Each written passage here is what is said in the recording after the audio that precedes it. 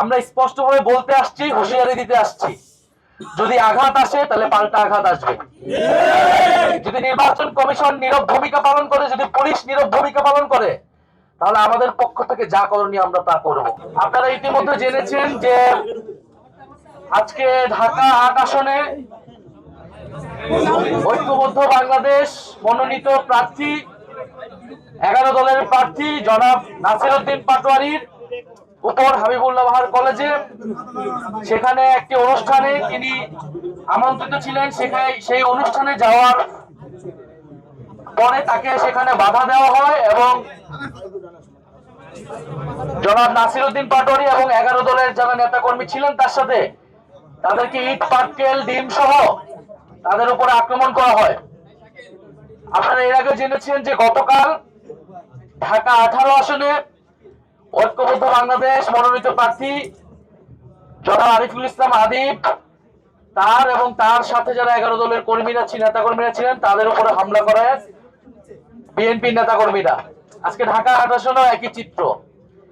এছাড়া আপনারা দেখবেন গত কয়েকদিনে প্রায় 6 থেকে 7টি জেলায় মহিলা জামাতের যারা বোনেরা রয়েছেন, যারা নির্বাচনী প্রচারণা কার্যক্রম করতেছেন, তাদের উপরে হামলা করা হয়েছে দেশের বিভিন্ন জেলায়। আমরা এই সকল হামলার তীব্র নিন্দা এবং প্রতিবাদ জানাচ্ছি এবং আমাদেরকে আজকে নির্বাচনের যে সামগ্রিক পরিবেশ, সেই পরিবেশ নিয়ে আমাদেরকে উদ্বেগ জানাতেই হচ্ছে এবং নির্বাচন কমিশন, পুলিশ প্রশাসন নীরব ভূমিকা পালন করছে। একটি দল একটি জোটকে তারা বিশেষ সুবিধা দিচ্ছে, তার আচরণ বিধি ভেঙে তাদের ইচ্ছা মতো তারা প্রচারণা করতেছে। অন্যদিকে আমাদের যারা ঐক্যবদ্ধ বাংলাদেশের জোটের যারা প্রার্থী রয়েছে, নেতাকর্মী রয়েছে, তাদেরকে বিভিন্ন জায়গায় টার্গেট করা হচ্ছে, আক্রমণ করা হচ্ছে। এটা স্পষ্টই লেভেল প্লেইং ফিল্ড যে নাই মাঠে, এটা গত কয়েকদিনে বাংলাদেশের মানুষের কাছে স্পষ্ট হয়ে গিয়েছে। তবে দুঃখের বিষয়, এই ঢাকা 8 আসন একটি বিশেষ আসন।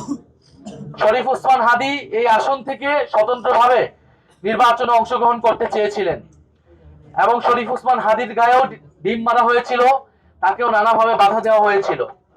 অনেক বাধার কথা তিনি মিডিয়াতে জনসম্মুখে আনেনও নাই এবং অবশেষে তাকে শাহাদাত বরণ করতে হয়েছিল এই 8 আসনে।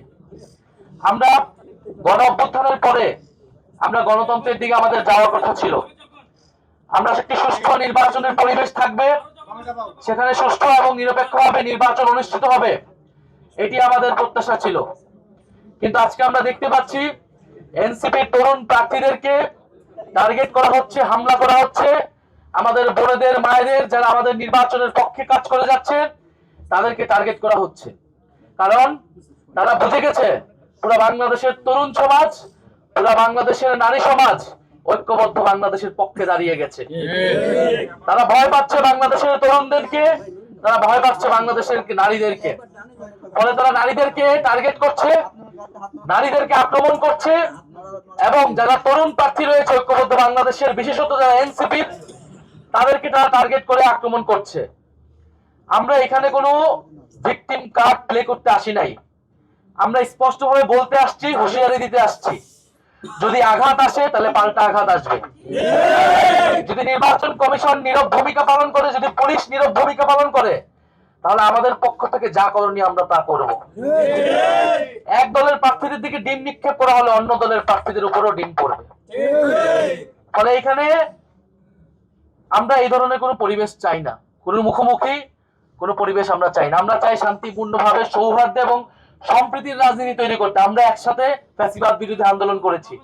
আজকে হয়তো আমরা নির্বাচন করতেছি দুইটা পক্ষ হয়ে, কিন্তু এর মানে এই না যে আওয়ামী লীগের কায়দায় তারা নির্বাচনে তাদের প্রতিদ্বন্দ্বীকে তারা অপদস্থ করবে, হেনস্থা করবে, নির্বাচনে বাধা তৈরি করবে। এবং এই সকল কিছু একটা পরিকল্পনার অংশ, যেই পরিকল্পনা, যেই প্ল্যানের কথা আমরা শুনে আসছি তারেক রহমান দেশে আসার পর থেকে। সেই প্ল্যান হলো যে ঐক্যবদ্ধ বাংলাদেশ যেহেতু জনপ্রিয়তার শীর্ষে আছে, তাদের প্রার্থীরা জনপ্রিয়তার শীর্ষে আছে, ফলে তাদের প্রার্থীকে আক্রমণ করা, হেনস্থা করা, গণসংযোগে বাধা তৈরি করা, নির্বাচন কমিশন এবং মিডিয়ার উপর চাপ তৈরি করা এবং নির্বাচনকে একপাক্ষিক করা, নির্বাচন ভোট কেন্দ্র দখল করা এবং নির্বাচনের ফলাফল নিজেদের দিকে নিয়ে যাওয়ার চেষ্টা করা। আমরা যদি সেই ধরনের কোনো প্ল্যান থেকে থাকে তাহলে 12ই ফেব্রুয়ারি সেই প্ল্যানের রফাদফা হবে এই বাংলাদেশে।